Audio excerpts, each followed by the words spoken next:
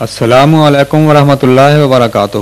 حضرت خلیفۃ المسیح رابع ایدہ اللہ تعالیٰ بن نصر العزیز نے 1984 میں مختلف جماعتوں کا دورہ کیا اور اس دوران ان جماعتوں میں مجالس سوال و جواب بھی منعقد ہوئیں۔ 15 فروری 1984 کو حضور ایدہ اللہ تعالیٰ بن نصر العزیز نے ناصر آباد سندھ میں احباب کے سوالات کے جوابات دیے۔ اس مجلس کی ریکارڈنگ پیش کی جا رہی ہے۔ ہمیں افسوس ہے کہ اس کی تصویر اور آواز اتنی معیاری نہیں، اس کے لیے ہم معذرت چاہتے ہیں۔ حضور سے سوال کیا گیا کہ الہام کیا ہے اور کس زبان میں ہوتا ہے۔ اس کے جواب میں حضور نے فرمایا، الہام تو ہر زبان میں ہو سکتا ہے، اللہ تعالیٰ کی کوئی بھی زبان نہیں ہے اور ہر زبان خدا کی ہے۔ واقعہ یہ ہے کہ الہام دراصل اگر آپ غور کریں تو کسی زبان میں نہیں ہوتا بلکہ ذہن پہ نازل ہوتا ہے اور وہاں زبان بنتا ہے۔ ہر شخص کے ذہن میں جتنی جلاؤ ہو اس کے مطابق اس کا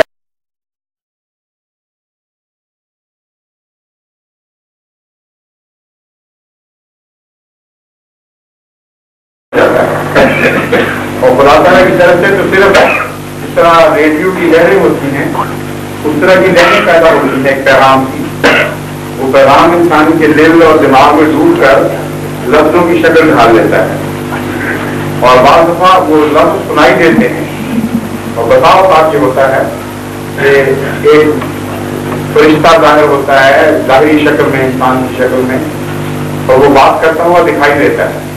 لیکن یہ سب ذہن کے اندرونی اثرات ہیں جن کے نتیجے میں نظارے پیدا ہوتے ہیں۔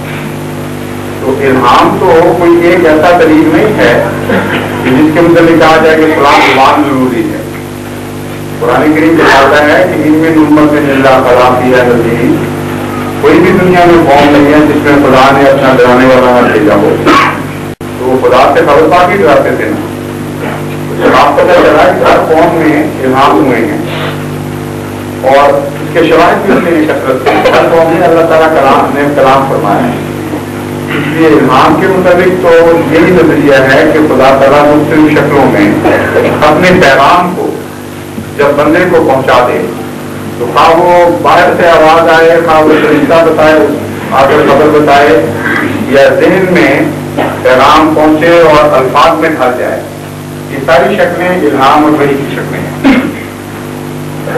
اب رہا یہ سوال کہ یہ بند ہو گیا ہے یا جاری ہے۔ اگر اللہ سے تعلق بند ہو گیا ہے تو الہام بھی بند ہے، اگر اللہ سے تعلق جاری ہے تو الہام بھی جاری ہے۔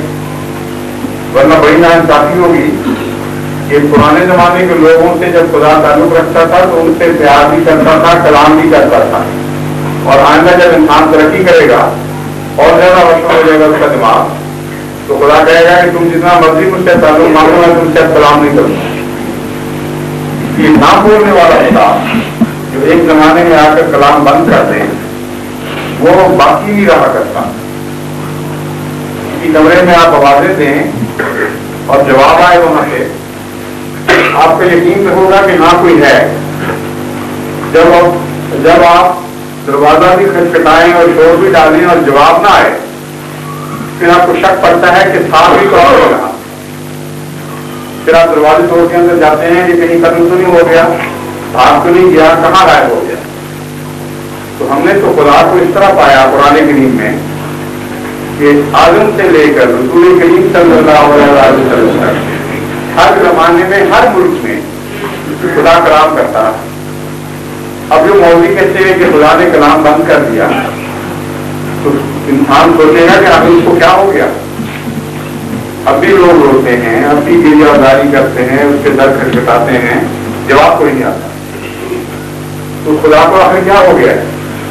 اس لیے یہ ایک غلط تصور ہے۔ اگر یہ بات مان لی جائے تو دہریت پھیل جائے گی، اور یہی وجہ ہے کہ دہریت پھیل بھی رہی۔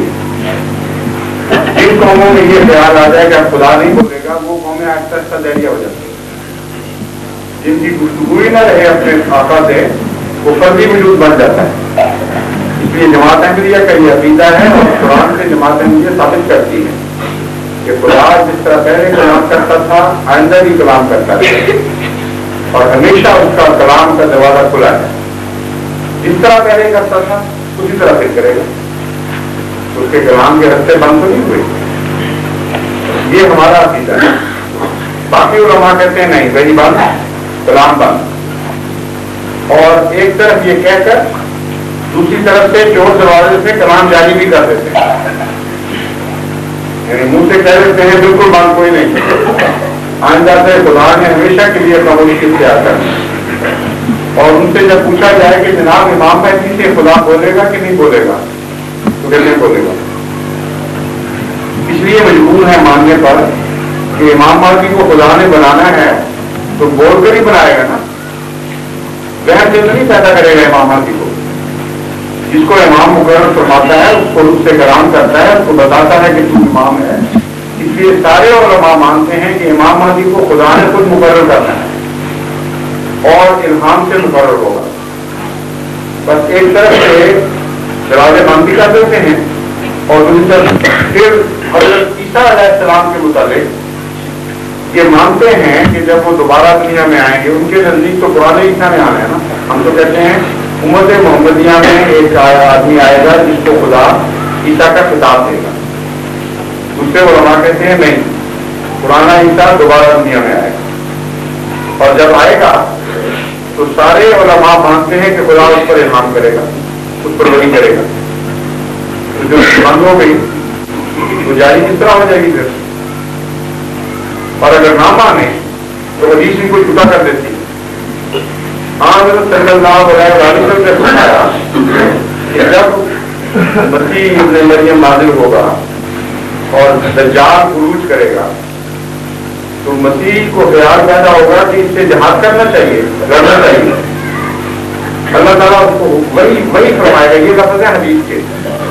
اللہ تعالیٰ اس پر وہی نازل فرمائے گا اور اس کو کہے گا کہ دنیا میں 2 عظیم الشان قومیں ہم نے ایسی نکالی ہیں کہ جن سے دنیا کا کوئی انسان نہیں لڑ سکتا.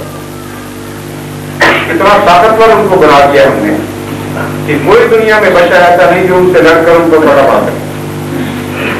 یہ اس زمانے کی پیشگوئی ہے جبکہ تصور بھی نہیں تھا. روسی بلاک اور امریکن بلاک تھا. رسول اللہ صلی اللہ علیہ وسلم کے زمانے میں کوئی سوچ بھی نہیں سکتا تھا. فرمایا کہ اس زمانے میں 2 عظیم الشان قومیں ہیں جب مسیح آئے گا اور خدا وہی کرے گا کہ تم نے اس سے نہیں لڑنا ظاہری ہتھیاروں. اللہ فرمائے گا پہاڑ کی پناہ لو اور دعاؤں کے ذریعے اس کا مقابلہ کرو. اب بتائیے وہی جاری ہوگی یا نہیں ہوگی؟ وہ ٹھیک ہے. اس کے بعد کیا وہی کی گنجائش رہتی ہے؟ نہیں, گنجائش تو رسول اللہ صلی اللہ علیہ وسلم سے پوچھے جنہوں نے فرمایا کہ وہ بھی. بات یہ ہے کہ وہی 2 قسم کی ہے. ایک ہے شریعت والی وحی جس میں احکام نازل ہوتے ہیں اور نئے سرے سے ایک قانون انسان کو عطا ہوتا ہے. ایک وحی ہوتی ہے اللہ تعالیٰ کے پیار کا اظہار اور مبشرات خوشخبریاں ہوتی ہیں اور بعض باتوں سے نصیحت کے طور پر بعض باتوں کی دوبارہ تاکید کی جاتی ہے لیکن نئی شریعت نہیں آتی. ہم جس وحی کو جاری مانتے ہیں وہ شریعت والی وحی نہیں ہے. تکمیل کتاب کے بعد شریعت والی وحی بند ہے کیونکہ کتاب آخری ہو گئی. لیکن کتاب کے علاوہ جو وحی ہو سکتی ہے وہ جاری ہے. چنانچہ میں نے جو مثال دی ہے حضرت صلی اللہ علیہ وسلم نے جو وحی کے متعلق کہا اس میں نئی شریعت والی وحی کا ذکر کہیں نہیں ملتا. یہ پتہ چلتا ہے کہ اللہ تعالیٰ ہدایت دے گا. دوسرے امام مہدی کو آپ مانتے ہیں نا آئے گا. مہدی کس کو کہتے ہیں؟ مہدی